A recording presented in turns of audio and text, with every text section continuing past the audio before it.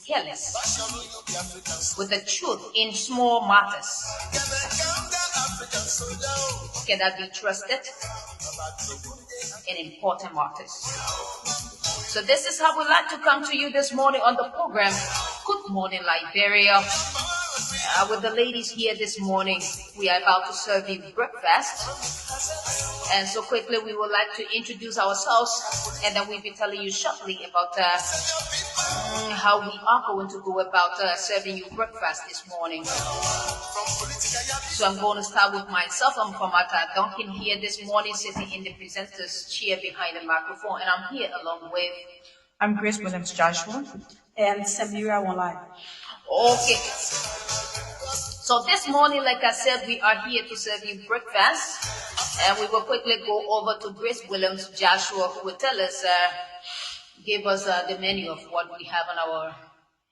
Okay, thank you very much, Famata. I'm kind of excited a little bit, knowing that when Honorable Mayor Grace, your occasion, that actually invited him to, but that's not what I'm going to talk about first. Our first talking point this morning, we have our interpretive paper that will be with us this morning, giving us updates on national issues and why he decided to vie for presidency at this very difficult movement of our country. Okay. And our second talking point, we'll be looking at Musa accountability, a recent statement to Joseph Human Boycott. And our last segment will already be about motivational quotes. Okay. Like always. Okay, so thank you. Now for this segment, like you heard Grace said, we have with us Councillor Tiawan Gongloe, and he's the former president of the Bar Association, former Solicitor General of Liberia, human rights lawyer, and student advocate who was imprisoned twice, I heard, in the 1970s with the William Tolbert administration and during the regime of former President Charles Cllr. So Councillor Gongloe accepted our invite to share the breakfast with us this morning, to those of you listening out there. So together we are going to have him talk to you, or have him let you know why he's here this morning. So Councillor, let me take this time to welcome you to the program. Thank you, and I'm really excited this morning. This is the first studio I've appeared in my whole life. I've appeared in studios in America, in Europe, and Liberia many times. And this is the first studio I've appeared in to see three beautiful women, clearly intelligent, sitting right before me. Thank you. The last time I appeared in this studio, there were two men sitting here. Okay. And so even before the station moved here, the other place I went, I saw a man. So I'm really excited this morning because I'm a promoter of getting women up. That's why in my 10-point agenda for Better Liberia, I said when I become president of Liberia, if I have 20 ministers, 10 will be men and 10 will be women. We need to elevate women. And when you have good women on your side, you have a potential to excel, because women are not mediocres. They are extremists. They are either extremely bad or extremely good. Okay. So thank you very much for being here. But let me make two corrections, because we are on the air. You omitted the word C. C is a rank. Oh, okay. When you call somebody by name, you just say Onya, people know exactly the person's rank. I'm the first boy in my family, the first son. And I cherish that so much. Okay. And then I was Minister of Labor too. You omitted that. Okay. So, yeah, those are the two things I wanted to say. But thank you for good history. Okay. At the age of 22 in 1978, I went to jail standing up for the Liberian people for free speech, because we spoke our minds against President Tolbert's government in 1978, and 6 of us were picked up in jail. One of them is right across here at John Stewart. Company we said, Dr. Wilokoli, a couple of Wisner Sando, the late William Wilson, all of it. So, I've been standing up for free speech a long time ago. I've not been to jail for any criminal reasons. I've been to jail for standing up for the Liberian people. Okay. Okay, Councillor Gongloe, thank you for accepting our invitation. Our first question is, how is the Liberian People Party so far? Liberian People's Party is getting stronger and stronger. It takes individuals to make a party strong. And we started the Gongloe movement, and the Gongloe movement is the actual soul of the LPP and has really revived the Liberian People's Party, and is doing well. We are going all over the country. We have offices in all of the counties. We have different auxiliary movements that are with us. And so, yeah, we are doing well. So before Grace can come in, how effective are these offices you talked about? Well, from what I get, because the revival is going on, a lot of people are in auxiliary groups and gradually moving to LPP. Okay. In Liberia, less than 5% of this population are partisans. Many people are not partisans of political parties. They support candidates in election time, but many Liberians are not in political parties. I think church goers are more than political partisans in this country. Okay. Yeah. Okay, straight to the issue. Recently, you organized an anti-campaign rally, and we heard that there was some disruption from other camp. How is the case so far? Have you been able to invite the police? Have you found those people that did carry on that act? First, let me express my gross disappointment with the government. We wrote the Minister of Justice on June 26th, that this event was going to happen on July 19th. Sufficient time, more than the 7 days prescribed by law. And there was a follow-up letter, and nothing happened.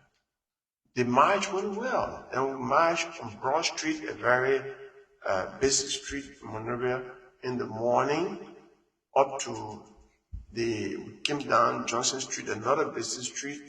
All went well. We got to Ashland Street. We intended to have the speeches around the vicinity of the Providence Baptist Church. Why so? Because it's in the old Providence Baptist Church that on July 26, 1847, the Declaration of Independence was signed.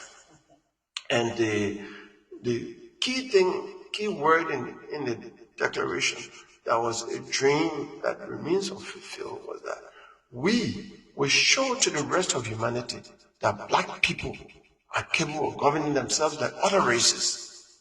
For those who look down upon us, that promise, and that's, Liberia, when you see our flag, there's this one star, first independent republic in Africa, that said it was going to show to the rest of humanity that black people too are capable of governing themselves like other races, have miserably failed because of greed, incompetence, and lack of love of country.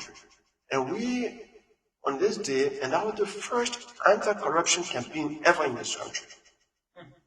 And so we were saying we want to rededicate ourselves to that dream, that Liberia can be a shining example. Countries like Botswana that gained independence 119 years later are far ahead of us. They are showing to Europe and other people that Africans are capable of governing themselves.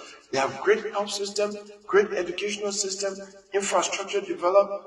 Everything is going fine in Botswana. How can we, who were the pace setter, were supposed to be the example, are now behind and trying to learn from them? We were saying, we want to change that. And so, but everything went well. Other people spoke. When it was time for Councillor Gongloe to speak, then the stones started rolling. So I can see that it was deliberate. Because how come other people spoke and nothing happened? But it was live. People were watching it on the social media. So the action was deliberate. But there's a young lady in jail now who will be taking the court this morning. She has been charged by the police and they're going to court. We'll see how that goes. Our lawyers will go there and they'll proceed with the case. Maybe they'll, we suspect that there were people behind her. So she will have to say. Okay, before we go to the philosophy, I want to ask, what motivated you into vying for the presidency at this time? Advocacy is a very easy thing. Yes, you can take risk with your life when there are government that are opposed to what you say, like when I went to jail in 1978, or when vying for journalists, I can claim that I'm the number one lawyer for journalists in this country. Even as I said, I'm defending one radio station and I've been sued for $5 million. You know, I provided free legal services for journalists, political activists, other human rights activists, and people who had countervailing views against what government was doing. And because of that, I went to jail in 2002. I had not changed. But the things that we advocate against don't change from one government to another. As an advocate, you saw me, I resigned from President Saleh's government, that many people are praising today, that it was better than today's government. But I held that government to a higher standard based on President Saleh's education experience. Yeah. You know, so I said, the best thing to do, if you say you're a cook, you keep changing your cooks because you don't cook good food and you say you are a very good cook, then get in the kitchen yourself and cook. Okay. So I want to get in the kitchen and cook and show to people that it's easy to govern. So now why do you want to be? 1847 has not been by rule of law. The people who violate the law are people in government themselves. And because of that, because they don't govern by implementing the laws that were in the Constitution and statutes, lawlessness becomes the order of the day. All of our sectors, all of our ministries are governed, should be governed by the laws that were made by the legislature. They don't. For example, Section 10.2 of the Executive Law says that as much as practicable, the President of Liberia shall not may appoint at least one cabinet minister from each of the counties of Liberia. Governments after governments don't do that because they only want to appoint their friends. But the law was made by the wisdom of that law was that every county will be reflected will be represented in the administration of this country because it's the executive branch that administers their budget, that executes the law. I know that as a lawyer. I know that as a constitutional lawyer. I need to now come and govern by law. Combat corruption. A corrupt person cannot fight corruption. We used to criticize government about corruption in the 70s, in the 80s, and the 90s, and even when I left government. So I made sure that you will not find my name in any report because I live by example in government. There is nothing in government that makes you to be automatically corrupt. There's not a mosquito that bites you as when you enter government, then you become corrupt. It is deliberate. The people who are stealing are doing it deliberately. And I worked in President Emerson's office for 4 years. You know, some people can abuse that kind of exposure and say, oh, I work with the president. You give me something, I'll make the president sign a letter, right? I used to write all the letter of appointment and dismissals. I was in my 30s, I was 32. And I can tell you one point. I was sent out of this country for 20 days as a presidential envoy in 1992. So he sent me to see President Momo of Sierra Leone and President Conte of Guinea. They gave me 20 days per down. 1992 was a tough time. I was during the war. $4,500 for 20 days. I spent 10 days. Luckily, I accomplished my mission and came back. I returned $2,250 to the Minister of Finance. And Minister Francis Kappa is still living. He said, Tiawan, I'm not counselor now, attorney at law. He said, but I have money, we're finna taking it from the treasury. And I said, no. It was meant as per down for 20 days. When I returned to my duty station, I cannot justify taking 1 cent from this money to come back on my duty station. Okay. Per down is for lodging, is for food, is for transportation, is for incidental. Okay. The honest today, he took the money back, gave me a receipt. The next morning, to his credit, he deposited that money in the National Bank, Central Bank, what they call National Bank, and sent me the deposit slip. That is the life I lived in government up to the Bar Association. My first trip to Nigeria, they gave me $1,000. When I got there, all my expenses were taken care of, except $187 that I spent, which was not part of the trip. I came back and gave the bar $817. And so, if I lived that life of ethics in government and even a bar, the last one was my trip to Lomé the West African Court of Justice was having its 20th anniversary. The bar gave me $1,000 in envelope, sealed. When I got there, the Community Court of Justice gave me $1,200 per dime. So I didn't even open the bar with my brother right by. They said, "Oh, Mr. President, what happened?" I said, "Because when I went, I got per dime, so I'm giving it back." It is easy to do. And I think that I want to go into government to lead it. Because until we fight corruption, until we have a country of rule of law, all these hardmen, the killings of people, auditors, and all these things that are not accounted for, and then social services and education, health, road construction, and now what is happening now, we want everybody in the country to be moving freely. We need to have yellow machines in all of the countries to maintain the roads while government gradually paves the road. So if they don't pave the road, people will not go to South-Eastern Liberia. Right now, you cannot go to South-Eastern Liberia, cross Tapata, only motorbikes. For 6 months of the year, the people in that part of the country will go. It undermines our economy, it increases poverty. So we need money to do that. But as long as the money is being siphoned in the pockets of less than 1% of the population, Liberia is not going to go anywhere. And that is what the foundation want to do. Okay, my question before I move over to Samira, I want to know, you say you are representing a media house at 5 million lawsuit. Can you elaborate on that? And I would care to know the media house, please. Well, I can say that because they could Truth FM and Renaissance Communication was sued by Shanahan, former Deputy Minister of Foreign Affairs, because they reported somebody appeared on the station like now and said something about the GSC report, the LACC, and how he was involved in the Japanese money and all of that. He got angry and sued them. I consider myself the best media lawyer in the country because every time they sue media houses, believe me, when I file the answer today, that case will end. Because I've studied media law. And so there's a case for Front Page Africa in Kodna, there are cases for Joy Evan. All these people have their cases in court, but when I file my answer based on the strength of the law, my research in media law, they don't pursue the case again. So that case is going to end today. So what's about Spoon? So what's about Spoon and what you talk about? Other? Spoon, they already have a very strong lawyer. Okay. But the CEO got to me and said, Cllr Gongloe, we have this case. I said, do you have a lawyer? They called the lawyer's name. And I said, okay, I will talk with your lawyer and see how I can help with strategy because you already have a lawyer. And I talked with the lawyer and it involved bond and other things. And when I called the CEO back and said, you have a good lawyer, he knows what to do. We discussed the strategy and we agreed. And she said, thank you.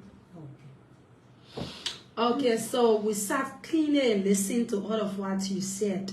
And almost all of what you spoke about are the very things being spoken by other presidential candidates. So why can't you join them, since indeed you all have similar visions of targeting corruption, creating jobs, and so on? You know, I always say you cannot mix things that are not the same. I am different. A true leader is the one that is prepared to die for his country, to die for his people. The true leaders in Africa, you're talking about African soldiers. That's Kwame Nkrumah, that's Nelson Mandela, the Kenneth Kaunda, all these leaders, Mugabe, who stood up and were prepared to die for their people because they believe in a cause. There's no one in this race who has risked his life or comfort or opportunity. None. Not one. I am a risk taker for people. I resigned from government. How many of them ever resigned for any opportunity? How many of them I'm talking about taller government that was a better government than now. And still we took risk. I was the first person in my mother family from Bonkande, in my father family from Nimba, to go to college And even with that, I took the risk of speaking against the governor of Liberia for the sake of the good of Liberia. I didn't hit Tom, but I think he was a better leader than all the leaders who succeeded him. None of these people who are running except for George Weah, who was a minor during the Togo time, Boakai Cummings made no comment about Togo government. Boakai Cummings and George Weah became an adult daughter, made no comment about the repression that was going on. They were not prepared to take risks or lose opportunities. None of them lifted a finger or said a word on Charles Taylor when the white Flomo and all these people were being killed. They sat here in a comfort. We spoke out. In fact, I represented a widow couple who may be listening to me now from the Liberian Women Initiative that I was lawyer for. I escorted her to the police station when Joe Tate invited her because she said the white Flomo was killed by the government. These people kept quiet. We spoke out. None of them. And that's a question I was asked during the debate. If any of you show me what sacrifice you made for Liberia, I will drop out of the race. They have not made sacrifice. You take risk. You take the heat for your people. That's why that leader in Ukraine, I'm not talking about the politics, but the fact that America went to him and said, we are prepared to give you lift. Zelensky, the British, he said, no, I'm not looking for lift. I'm prepared to die for my country. I want to stand up to defend the sovereignty of my country. That is what leadership requires. It's not my friend, because I'm a few months older than him, and I can call him my junior brother, Cummings. He retired from Coca-Cola. Is the presidency a retirement job? Boakai served in the government of President Saye comfortably for 12 years. Today he wants to distance himself, but that's not fair to the Liberian people.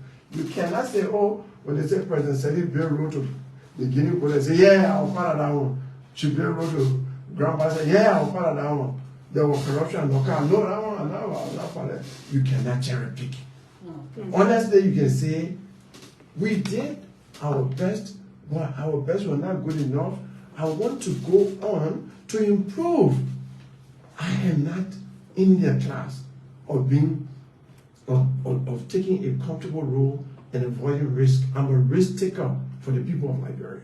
But then I think he said that when he came up and made the statement where he said they squandered the opportunity of Liberia. Even that. Then, for his boss, the president of Liberia said, I don't know what bird corruption was before President Saye got to power. But she said, under her regime, that's English, corruption became a vampire. Not that corruption was a vampire. So, under Ellen Boakai regime, corruption, let me call one bird in a hawk. In Liberia, they call it chicken roll. Corruption was just chicken roll. Catching chicken. But under our regime, corruption became a vampire, sucking the blood of the Liberian people. And he remained in that government. Nobody put gun to his head. I resigned as minister in the 5th year of that government. What? Okay, let's give him the benefit of the doubt that he was packed. He was a packed car. In the first 6 years. He did not want to destabilize the government. But when President Saye wanted to drag me and carry a younger president as vice president, he was interviewed by Tom Cllr in the New Democrat. He said, he fought back. I'm not a liability on Unity Party. I came here with a force and no one will remove me. So he fought to remain packed. He campaigned to be packed. So the second 6 years, nobody packed him. He packed himself. Councillor, can you tell us about your broom theory a little bit? This broom represents two things. You know, when you take one string and a broom, it's easy to pray. Together, it's hard to pray. It represents unity. Unity for a good purpose. I want Liberians to unite to fight lawlessness and corruption in this country. So you will use the broom We will see corruption with the government of Liberia. By first sweeping George Weah a bunch of rogues from power, Then we start cleaning up government. Okay. So why do you think Liberians trust you, Gongloe, and not maybe former Vice President Joseph Walker or Mr. Adesanya Kumis? Because of my track record. The Liberian people in all of our languages, they got this good parable. If you say you can apply new man, show the old one. I have been an advocate standing up for them. I've been a poor man lawyer. Look, I've gone to 330 towns now in Liberia. Outside of Miro, I'm not talking about Banga and Ganta and Sanikoli. In the butchers. I have even been to Georgia, mother town that he had never been to. I'm challenging him many times. I'm challenging him on the radio again. President Georgia, please go to Bakoi town, which is 35 minutes by boat ride from Sesto City if you go in a motorized canoe, or 4 hours if you go in a pedal canoe. I went there, the people say, what made you brave to come here? This big Sesto River, no superintendent I come here, no lawmaker I come here, even our commissioner I come here, because they say they need you in this river. My answer was swift. I said, oh man, I want to be president of all Liberians, the one that live in Monrovia, the one that live in Sesto City, and the one that live across the river in Pacoita. And there's no risk too big for me to take for Liberia. Okay. And so that's what I'm doing, you know, for Liberia. And nobody has done that. You know, I've gone all over the country. I've been to Georgia's father's town, Sasstown, and I was speaking or talking. All right. Okay, so you have vast knowledge about our justice system. I want you to weigh in on the anti-drug law that was recently approved by the president. How important is that law towards the fight against drugs, and what can we do as a patriotic Liberians to support the cause? All Liberians should support all the laws that are made by the legislature, provided the people in government have the willingness to implement the laws, to enforce the laws. I've been Solicitor General. I talked to DA officers. I said, why you allowing all kind of bad drugs to come in the country? They tell me, Councillor, the drugs are not coming through illicit means. They are coming through the ports, authorized ports. They are coming through the land borders. They are coming through the air borders. They say we have the capacity to stop drugs from coming. But when our bosses call us, what do? We have to deal with the supply side. Until this government is changed, I don't care we can make the law, we can say they will execute people, drugs will still come here. Because those who should prevent drugs, I don't want that part of bringing drugs in this country. Okay, Councillor, looking at the level of what you've done at the Liberia Bar Association and vying for presidency, now at this difficult moment, encouraging people to go in the streets to protest against corruption. Looking at our mindset when it comes to civilization and the civil war we had, don't you think that putting people in the street can cause chaos, like what happened in last time? No, I'm not. I just spoke and put people in the street and remain behind. I was ahead. Okay. That's what they call leadership. I told you I'm a risk taker. I was ahead. So if they were going to be, in fact, they ran it through. The only thing is, again, God, I pray to God every day. They are called me to speak, and I said, let the socially challenged youth, they call them Zogos, who sing my anti-corruption song, let them sing one. And as soon as they got through, I was about to read my speech, and I saw the stone coming straight over my head. I dodged and hit the board behind me and bolted. So, if I was reading my speech, it would have hit me straight on the head. Sure. I probably would have been dead. But that's God. And it doesn't discourage me. The march went peacefully. Everybody in the street was happy. The sellers, they say, because of corruption, there are more sellers than buyers. Nobody can buy from us, sir. No money in the country now, sir. I talked to people in the street, they say, we so poor that Kobo now, that joint venture we can do. 4 persons join together to buy one Kobo, because the price of Kobo now is $400. Then they said to me something further. They say, and as a pay we can do. we do joint venture, then we do sepe. In the evening, we find the Kobo money, we lay. So after we do that, 2-3 days, and the Kobo seller can be out of the market. poverty in this country is so extreme. That's why I'm surprised that people were talking about thank you to this government. Thank you for what? Yesterday, Barrow medicine, no car can go to Freetown now because right after rakes, the road open. How do you carry iron ore in truck on a road that was not made for iron ore? Iron ore are being carried in this country by trains. And when you see the iron ore bridge, for example, right at St. Paul River, is stronger than the bridge that carry the car. They have irons on it. If you don't know, nobody can go to Bombing, Kema, and Salona by road because the road is cut off. They brought iron ore trucks on it. That Barrow medicine has made one section of the whole country now not reachable by car. Okay, Honorable, I want to ask a question. There are a lot of politicians, before ascending to presidency, they will make promises. They will have trademark, but when it gets to power, everything around it changes. Are you going to be I'm like not that? going to be like that. Why? Because I say, when the old man, I want the justice ministry, I'm a transformer. I don't work anywhere without changing things. Because you see, I'm loyal to two C's, my country and my conscience. My conscience be telling me, you don't want to say people can't bring you to what you do.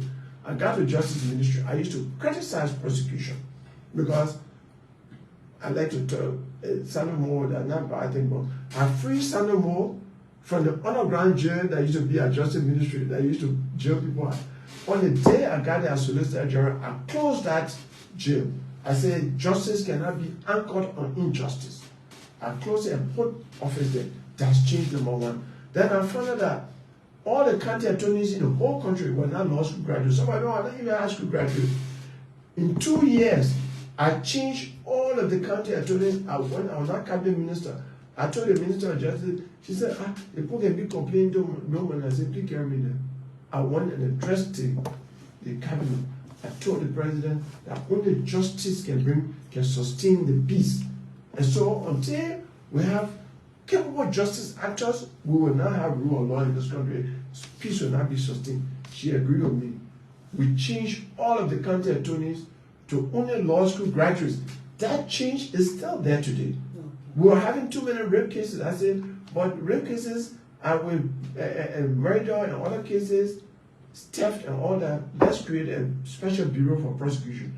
I created it was based on a 2007 recommendation to the government that the special prosecution unit for SGBV cases was created. I went to Labor Ministry. I found out that the jobs that librarians should have were being done by Indian, Lebanese, other people. I called all the employers. The unemployed librarians, they say librarians can steal, they are lazy. I'm sorry.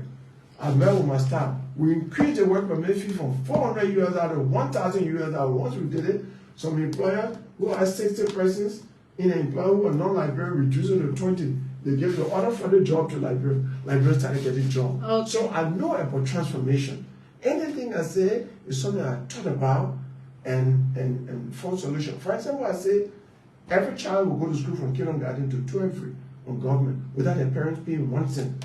You know, their tablet books, their books, their personal thing will be provided by government. We don't want any child to be left behind. Education is the foundation for development of any country. Okay. When I say pregnant women, children under the age of 5, all old people from 65 years old will go to every government hospital and clinic free of charge. And I say, under my administration, government hospital and clinic will be the best. Not like JFK today, where when you go to the city, go to across to Lucky Pharmacy. If JFK does not have medicine, that the clinic in Bokassa, Lofa County will have medicine, or the one in Maryland. So I said, as president, I will pay surprise visits to government medical institutions for myself. I go there, I say, I want medical checkup. Oh, Mr. President, when you get it, I say, who's the head? You are fired. You are turned over to the police for investigation. Once we get about 10 of them in jail, then not even paracetamol will disappear for anyone. Okay. So among the many things you highlighted, in 90 days, for example, as president, what would be your priority and why? First thing, rule of law. That the big government official make unmanaged rule of law in this country. Like you, beautiful girl, that you to grab your car now, the police won't give you a ticket, you call big man, you call the police. Now my interest there, and look, you charge that guy, you'll be fired. So rule of law breaks down right there. I say in the first 90 days, I will issue an executive order, 2 executive orders, one for law enforcement, all law enforcement, police, DEA, immigration, fire service, all of them, that if any official of our government interferes, obstructs, or undermines in any way law enforcement, you are fired. And I'm a lawyer, so you are not only fired, you fire and turn over the justice for prosecution for obstruction of government function. And then we'll do another executive order to protect the integrity of the judiciary, the independence of the judiciary. People make magistrates and all the people, they don't do their job. The person is going to go to jail. The other case is going to be this way, they get calls. And they actually tell you, Councilor, I can't go, I can't do this. Anybody who does that will be dismissed from a government. And the most powerful people in government Liberia are the people working executive. Because they control power, coercive power, and they control money. They can influence and undermine the function of government. We issue the executive orders. We will issue an executive order to stop the exploitation of laws in this country. Africa doesn't do that. Many countries don't do that anymore. We want to create jobs. We want to, and I will issue an executive order that nobody in 90 days, in fact in the first 30 days, no minister or head of any agency of government will buy imported furniture. So that our carpenters can get jobs and employ people, so that more people can become. We have the largest forest in the whole of West Africa. We have 43% of the remaining tropical forest in West Africa. Listen to me, we got more forest than Nigeria, Ghana, Sierra Leone, Ivory Coast combined, Guinea, all combined. There's millions of dollars there. So if we start making furniture here, and government is the biggest purchaser, and buying money like made furniture, we will create jobs in the carpentry area. Okay, so let's say thanks to you for again accepting our invite and being here to deliberate on all of what we are talking about this morning. But as an honest person, I would like to want to hear from you as it relates to what can you point to when it comes to what is a good initiative that this government has undertaken that you can speak to. Number one. The one is in 2018, I've said that many times, the Cllr law that opens up the space for free speech, free press. I drafted that law as Solicitor General in 2009. I told President Salim, and now you know that you're not putting people in jail for free speech. But we should have a law so that presidents after you do not put people in jail. So I drafted a law to repeal sedition, criminal malevolence, and criminal libel against the president.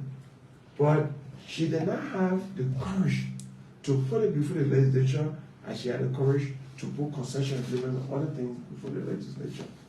I give credit to George Weah for putting that in the first few months of his government, putting his presidential weight behind it, when there were new legislators who are now violated the law for the young people to speak against them on the community radio, and they passed it.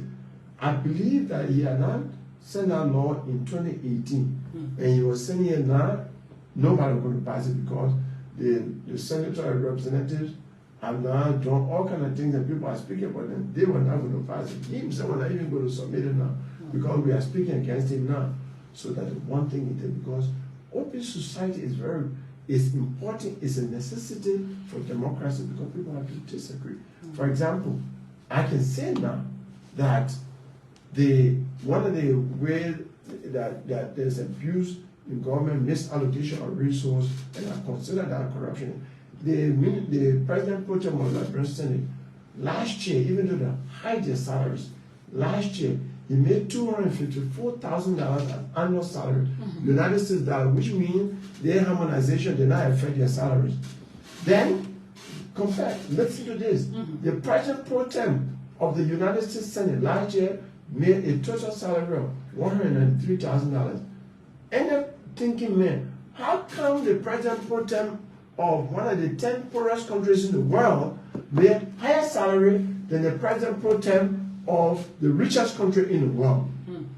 This is wickedness, because if the American citizens all get to know that the Liberian president pro tem made a higher salary than their president pro tem, they will tell the United States Congress, don't send $1 to Liberia again for the health program, for the educational program, and for other social services, because it is not that Liberia has money, but they are misallocating their money. Oh, okay. So you have to go, but let me ask this question. Did you sign did you sign the Farmington Agreement? And if so, that is to maintain peace.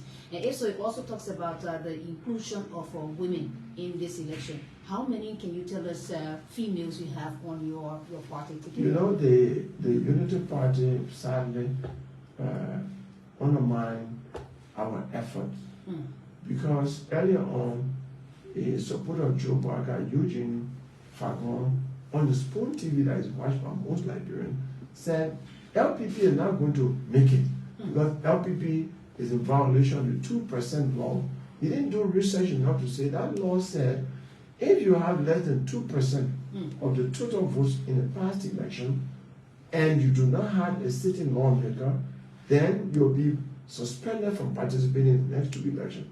LPP has a sitting lawmaker that was elected in 2017.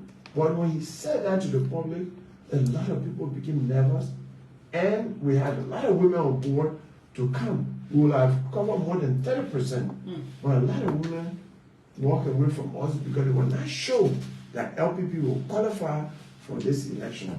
So sadly, while the top of opposition unity, they crossed the honor line us.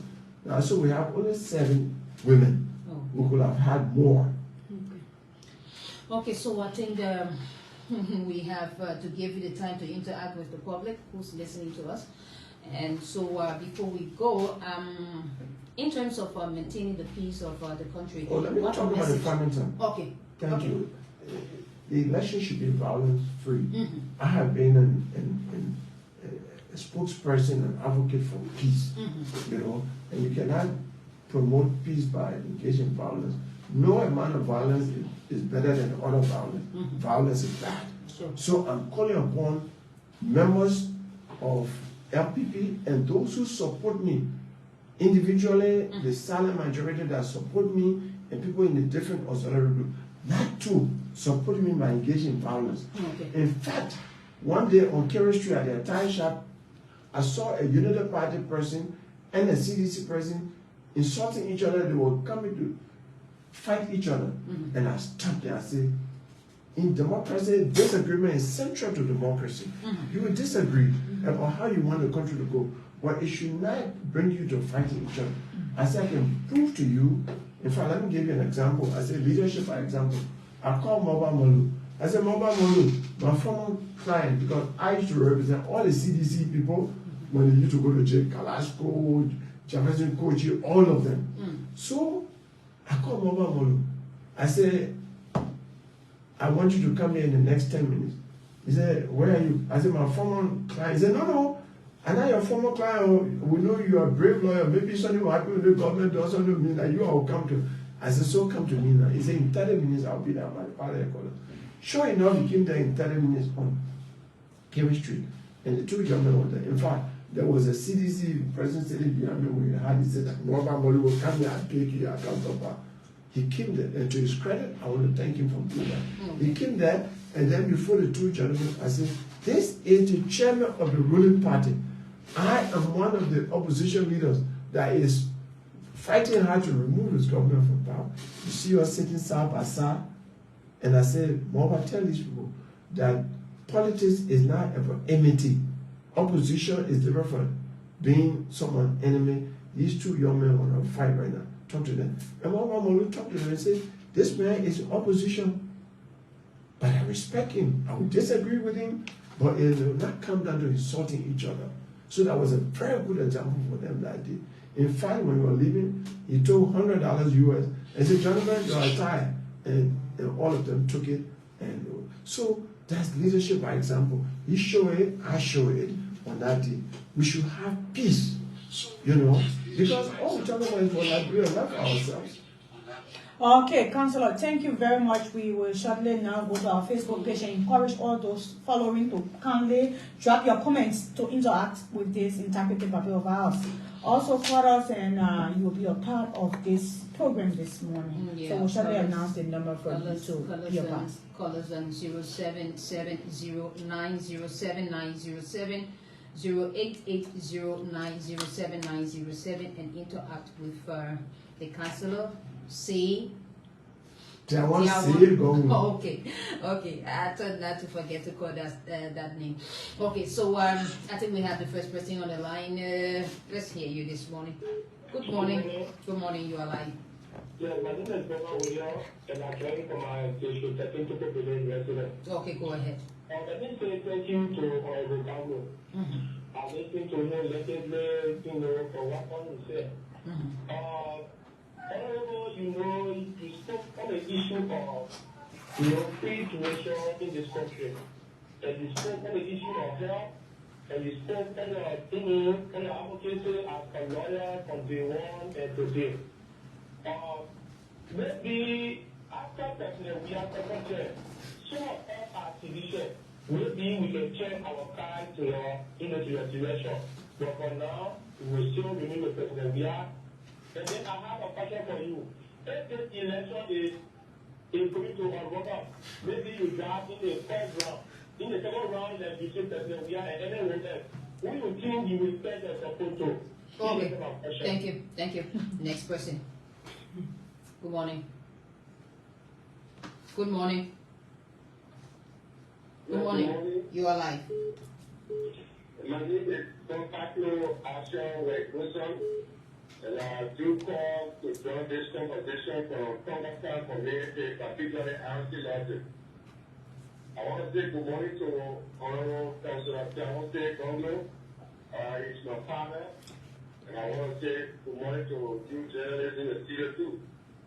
I just want to say thank you to Councillor Gongloe for his splendid elaboration this morning on several other issues, especially a 90-day deliverable when we shall have elected him as president of this country. You know, until this country can have respect for rule of law, every other thing that we take to do will be falling on our deaf ears. And Councillor, you did a similar work by calling on the chairman of the DAP down there at that time so that we can set an example of leadership. And we want to say this to the public.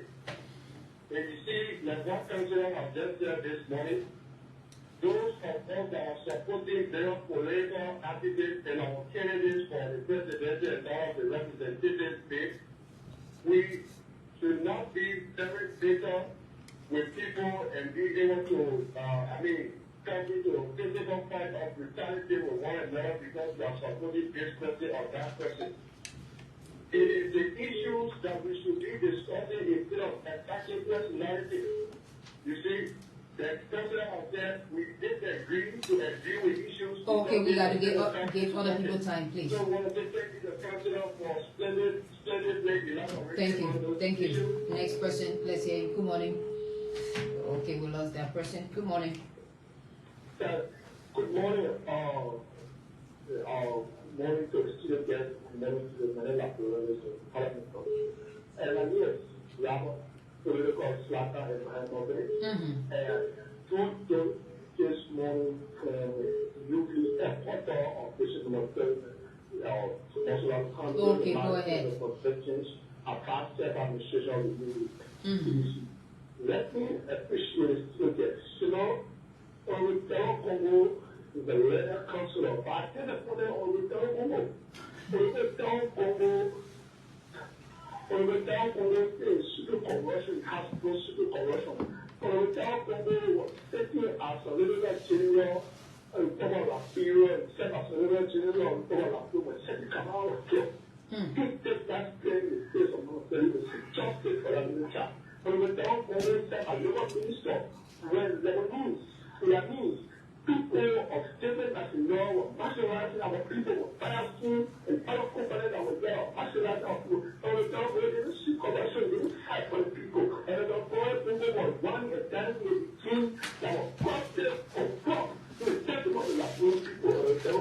that was the corruption. But the Congo was here, was local court, dead wrong, and was working in our team. That was true. In the state of our study to say your government is corrupt. Okay.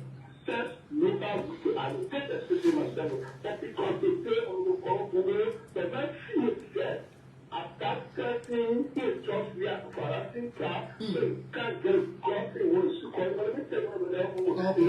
Thank you. Thank you. Thank you. Thank you. Let's have this next person. Good morning. Good morning. Good morning. You are live. Yeah, thank you so much. My name is Ellen Foley, and I'm calling from the Grant of the Chapter. Thank you so much, Councillor Gongloe. I appreciate the level. Politics is one of effectives, and you have always spoken about peace and reconciliation.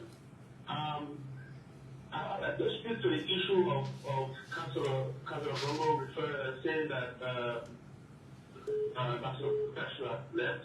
It influenced out any issue of bad practices of the unified government. I think the entire source of his discontentment can be summarized in a statement that he squandered some of the opportunity. And some of the opportunities that was squandered there, for example, our peace Stevens reconciliation was not handled properly by those that were put in the reconciliation here. Ambassador George Blair was placed in reconciliation ambassador. Unfortunately, that would not achieve much in that because Ambassador Blair did not want it. He did not want to bring peace in the time of uncertainty. That was squandering some of the opportunities. Therefore, did not improve our justice system. One of my studies, properly to understand that was appreciable. That was squandering some of the opportunities. So I think I would ask Councillor Gongloe, what's your last statement was a honest statement, given the fact that if you agree in entire government, that statement of honest work from honest person, so what the opponent is being honest. Okay. Don't you think that statement was honest? Okay. Okay. The next person. Good morning. Good morning. Good morning. You are live. Thank you so kindly. Good morning to Councillor Gongloe, and I think a special good morning for the people of Liberia. This is activist Latin Reda, and I will join you this morning from Seal, Media, the Legal Center. And honestly, I am one of the 11 followers of Tiawan Gongloe, and I trust all of his messages doing well for this country. In Liberia will look through the dimension of Tiawan Gongloe and follow. I can tell it to you that in fact this country will be reborn. That's the job of the people that creating a line to the political party. This may have served them in the first voluntarily, including the money, and the leaders. But when they want to show the likeness of the past, because they will come with the same time, fine, you don't have money. But I think Councillor Gongloe is that step back. Okay. Okay, thank you. Thank you ever so much. Let's have this next person, and then we go to the councillor. Good morning. Good morning. Good morning to the Central. Thank you for your good opinion and the real culture would be is to get people who are track record, who are proving record, who have tried and tested and proven to do the work. And there's no other person that can do the work. Because all the public surveys for 1978 of now, they are proven to us. We are young people that, is a elected leader, is a leader with proven record, who will start from the one as a president with the job. And we try to recycle these politicians. Every time people call on the radio, say that, our job, we are, when job has said they are feeling, job has said they are feeling, but your children are not going to school. Job has said they are feeling, well, give yourself for you to function in now. So you will wait for another 6 years for the children to be okay, for the children not to go to school until you can, for the citizen to buy so that you know, so that you can get Cllr. I can say this for a fact. Cllr has too many secret admirers. There are people who are working in the government. Last time I went to find Okay, we really don't have time. Hello. Yeah, we really don't have time, so please be quick. Yeah, I went to find minister. I left her in my house. So we see Cllr on the first person came around and said, "I'm killing it." So I can tell you, Papa, you are the main contender in this race. You are somebody who people looking up to because you have a purpose of doing the right thing. Thank you for giving us the opportunity. Thank you ever so much for participating as well. We would now like to go over to Samira, who will read the question we have there. Okay, so, not too many questions, but then the first person said if there will be one round and going to the second round, who will you support in the election if you happen to lose within the first round? Okay, so let me deal with that question because somebody asked that and then it came on the line. My answer, let me say every question that was asked has been asked many times. Whether it's on Fish Town Radio or on People Radio or the radio in Foya, these same questions have been asked. My answers are well. On this question I've said, oh, Richard Bush will cross it. Because you see, election, some people can make very silly statement just 2 days before election. Suppose one of the candidates, I say, oh, I will support candidate X. And 2 days before election, he said, look, women can support things in the country, in my government, no more work. I will not support you. Then I start explaining. So, I thought you said you were going to support the man. I said, then I start giving reason. So, we will reach the bridge, we will cross it. Then somebody asked a question about what did you do about Shehu Kamara justice. Again, you know, you talk about lying about small things. I was not in government. Shehu Kamara thing that I was doing Ebola. Ebola, I left government 2010. Ebola had been long time after 2010. So I was not there. Let me say, you also talk about fires to workers and all that. The labor law that I used to do, that's called decent work, that has provision for 90 days maternity leave for women, 5 days paternity leave for men, and a lot of other good things that were not there before. As a labor lawyer, we put a lot of things that I completed our decent work. It was the first labor law in the world based on decent work, the decent work doctrine of the ILO. I presented it to the president before I left government. I just said to this man that I made a lot of Liberians to get employed with regulation number 17 that this government is still using today. In fact, the last time the Minister of Labor and myself spoke, he said, thank you for the regulation. It's helping the government a lot. Then I supervised the collective bargaining agreement before I left with Firestone. And we put in that agreement that Firestone will change the mode of carrying latex. You know, the people carry the thing on liver. You do that in 25 years or more. When you leave from there, you're almost like a crippled person. I said, you people have to find other means. In Malaysia and other places, they have different means, not bargain. But before the collective bargaining started, I had left government, and I was outside government. Nobody, not even the end of the labor union, will say anything negative about me. You never call any labor union can say, okay, Gongloe was there, we labor union took out matter and didn't listen. But people outside who, again, you know, President, who didn't know, speak about these things. The people in the industry don't speak, in the labor sector don't speak about it. I always say, our people say, when catfish come from in the water and talk about alligator, you have to believe it. But black I can't talk about alligator in the water because it's up there. So what President Thomas summarized is that there were 3 enemies of Liberia: poverty, ignorance, and disease. And he concluded by saying, of the 3 enemies, the worst enemy of Liberia is ignorance. People can use ignorance to even cause violence to incite people. People can use ignorance to say things about people that they don't know. So I would say like Jesus Christ said on the cross, Lord, forgive them for they know not what they are doing. We have an obligation to keep educating. Many of the young people were born in the 80s and the 90s. Some of them in the late 70s. Yes, Liberia was not as as good as we expected, but under President Tobo, there was a semblance of good governance. And we saw it go with adults. Okay. And one of the reasons I want to come to power is to take the good things of President Tobo, like his economic policy on import substitution and export promotion, lifting people from mat to mattresses, and investing so much in agriculture and all of that. And the things I want to bring, so when I talk about mechanized farming to produce more rice so the price of rice can drop and for rice to be available all over Liberia, that is based on the concept that came from on the top.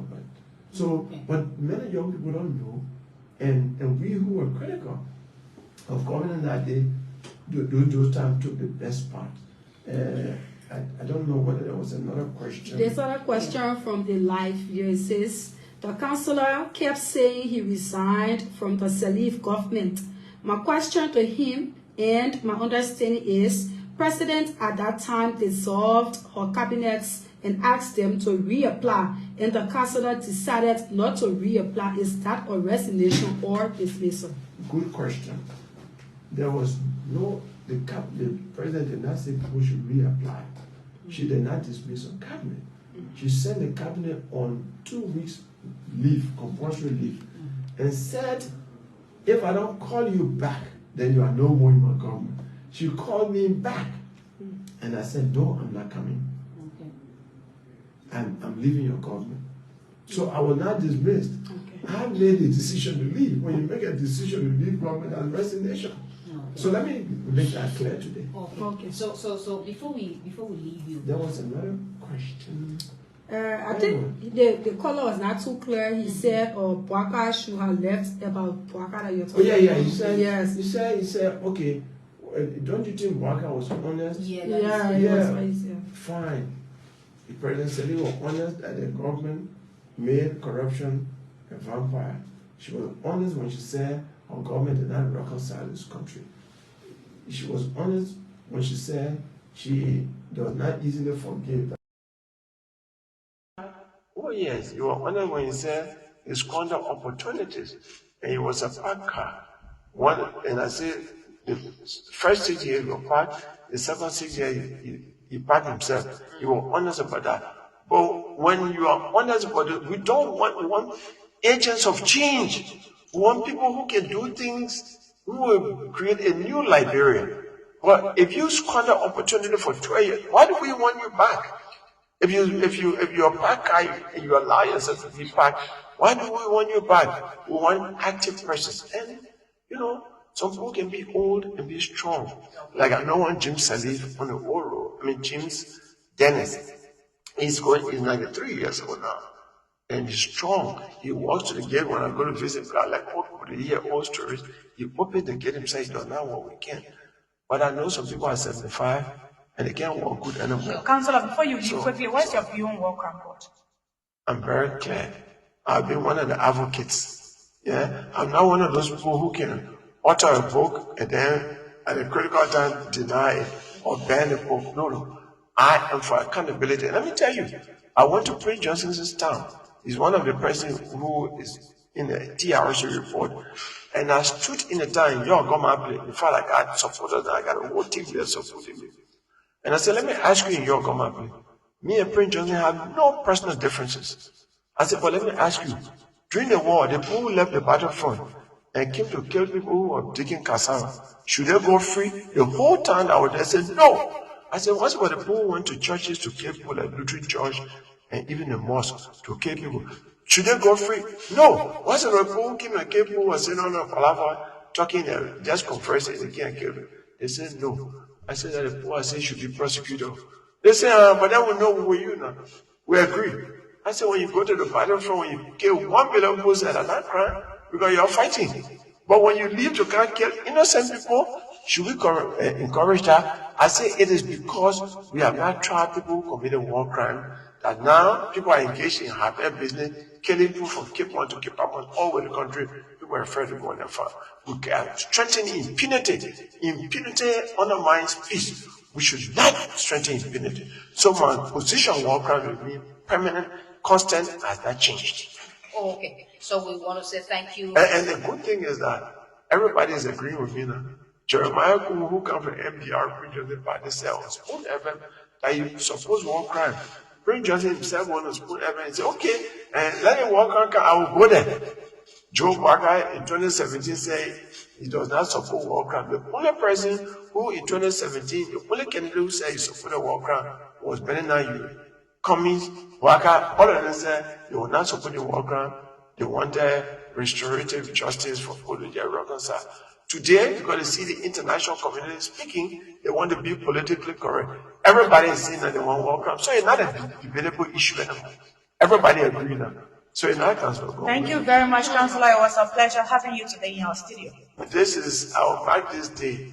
A day, the first day I will interview by social women in studio. And that man was happy there in the background.